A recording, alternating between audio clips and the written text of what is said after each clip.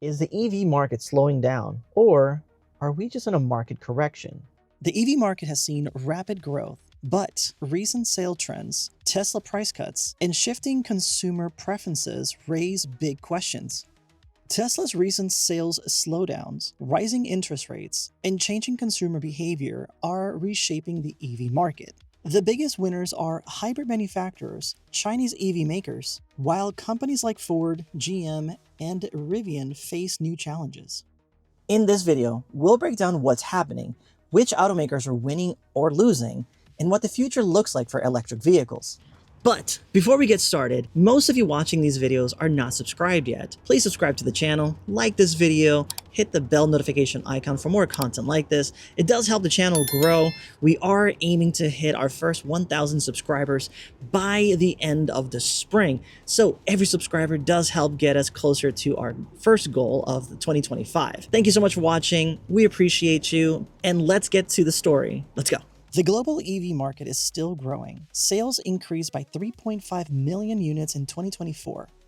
The US hit a record 1.3 million EV sales, with Tesla selling 634,000 units, but that's a 5.6% drop from 2023. Early adopters bought in, but mainstream buyers are still hesitant. Rising interest rates make EV loans expensive. Concerns over charging infrastructure and battery range still linger. Tesla saw a 59% sales drop in Germany and a 63% drop in France in early 2025, although price cuts did help temporarily, but reduced profit margins.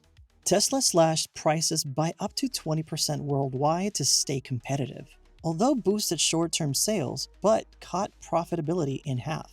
Tesla is now betting big on autonomous driving, like robotaxi, and energy storage rather than just car sales. But who are the winners and who are the losers? Chinese EV maker like BYD is outselling Tesla in China and expanding globally, while hybrid manufacturers like Toyota and Honda, why buyers see hybrids as a safer bet while EV infrastructure improves. But who are the losers in all this? Ford and GM, they are scaling back EV investments after Tesla's aggressive pricing hurt their market. Rivian and Lucid are still struggling with high cost and limited market share.